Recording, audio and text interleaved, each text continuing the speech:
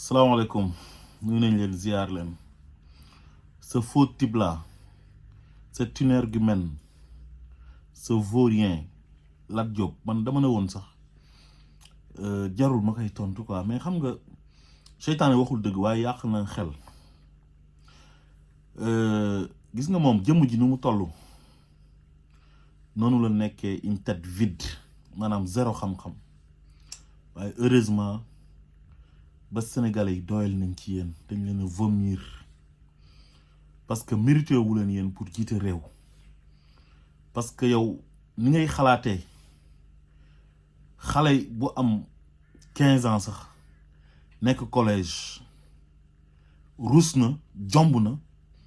di xalaatee comme yow li ngay xalaatee soo demee bay jël nit di ko xeeb ci jëmm parce que nit ki amul une taille forte nekkul nit koo xam ne nit ku rëy la ñu xam ne yow lan nga doon jàngee ak lan nga doon nekkee ci àdduna bi ak lan nga doon duggee ci gouvernement bay nekk ministre ak lan nga doon nekkee directeur général bay jiite ay nit mérito woo sax jiite yow benn pukus waxuma la ak ngay jiite kër bay jiite direction wala ngay nekk un ministre maanaam sa wax ji ñëpp dañ la cee xeeb Sénégalais yëpp la ci xeeb parce que ku la gën a nekk complexe amul ci àdduna da nga foog ne Diomaye ngay saaga yow sa bopp nga saaga de en tant que nit ku ñuul en tant que africain yow tu t'es insulté yow maanaam yow sa bopp nga saaga quoi taxaw di wax waxu ñàkk xorom waaye di quoi vrai serre la kii serre la taxaw naan ay bu Joe Biden taxawee nii Macron taxaw nii Poutine taxaw nii ay sommet G20 mais est-ce que nekk président dañ koy xool ci jëmm yow su fekkee ci affaire yow carrière ngay wax mais est-ce que Poutine moom moo ëpp Diomaye donte loolu amul solo de amul benn solo ci nekk président te xam nañ ne fi nga koy waxee yow yaa ngi koy waxee ci ne ñooñu ay tubaab lañ beneen bi mooy dañoo jiite ay pays yoo xam ne c'est des pays développés quoi ay puissance lañ ci côté boobu ngay waxee parce que complexe nga gëmoo sa bopp qui se ressemble s'assemble moo tax ngay ànd ak Macky Sall parce que Macky Sall il est comme ça noonu la mel ay njiitu réew yoo xam ne bu ñu gisee tubaab rek sukk jébbalu jàpp ne ñooñu ñoo leen gën su fekkee ci côté charisme ngay wax mais Joe Biden ban charisme la ëppee Diomaye mi nga xam ne 1980 la judd 43 ans bientôt 44 ans lay am Joe Biden nga xam ne léegi mu am 80 ans am màgget moo xam ne ma ngay lox Alzheimer dafay fàtte bu waxee li tey bu subaa mu wax la léegi bu gisee nit jaawale ko parce que mooy le président des États-Unis quoi nga koy tëkkale ak Diomaye Faye Diomaye dafa nekk moromu Joe Biden nii léegi Macron lan la ëppale Diomaye moom Macron nit ku tuuti la yow côté tuuti bi ngay wax xam nañ ne complexe nga waxoo ci côté tuuti comme nit ku am bind bu ndaw wala dara mais tubaab bi maanaam der bu weex beeg puissance bi moo tax ngay wax quoi réew mi nu mu amee doole waa léegi Macron su fekkee ci côté at la bi muy nekk président 2017 il avait 39 ans parce que 1977 la judd te bi muy nekk président bi ñu koy élire boobu anniversaire am ñëwagul pour mu mën a am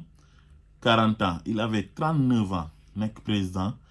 d'une grande puissance di France nekk ku gëm boppam di jiite réew mi waa léegi su fekkee da nga jàpp ne yow président dafa war a toll ni sa président bi nekk koo xam ne lex yi dafay rëy comme sama yës nekk nit ku ngand am biir waa léegi loolu ça sert à quoi lay laaj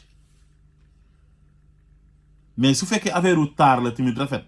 mais Diomaye kan moo ko dàq laay laajte ci Sénégal yow Diomaye dàqoo ko Macky Sall dàqul Diomaye Macron mi ngay wax dàqul Diomaye Joe Biden mi ngay wax dàqul Diomaye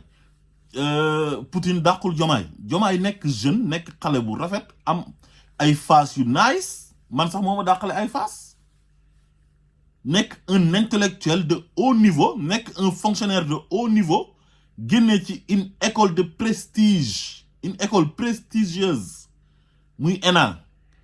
c'est l'école la plus prestigieuse de l'État du Sénégal kooku nekk la crème des crèmes def concours ENA admis ñaar magistrature ak inspecteur des impôts et domaines kooku nekk jàngkat nekk un vrai sénégalais fils de cultivateur di xam lan mooy galère di jàng di bay di dox di jàngi galère di ñafe ba egsi au sommet bokk ci les hauts fonctionnaires de l'État du Sénégal ci ñuy doxal réew mi kooku ku ko ëpp mérite ci Sénégal pour nekk président de la République Macky Sall da kaa ëpp mérite Abdou Diouf da kaa ëpp mérite Abdoulaye Wade da kaa ëpp mérite Senghor da ko ëpp mérite sénégalais la comme les sénégalais bi jàng jotee jàng na ci conditions yu métti c'est un villageois issu d'une famille pauvre di lekk cere su xëyee cere suba teel xam lan mooy galère bi mu nekkee lycée da daan dox di jàngi bi mu ñëwee université bu école tëjee dafay dem seen village dem bàyyi ba pare nekk nit ku jub koo xam ne du sàcc parce que inspecteur des impôts yi ña ngay impôt di sàcc comme yéen seen candidat bi c'est un milliardaire un fonctionnaire milliardaire fan la am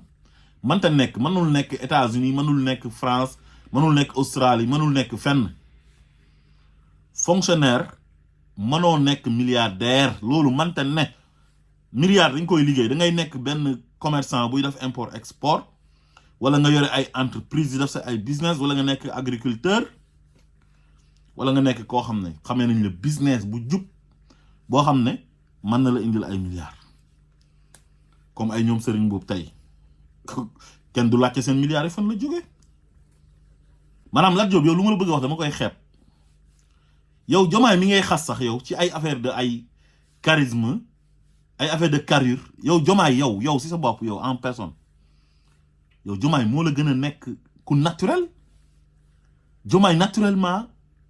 buy wax il est naturel il parle naturellement moo la dàq jàng teint bu naturel la am te yow da ngay xeesal yow xeesalkat nga jàkkatu taar nga yow pour yow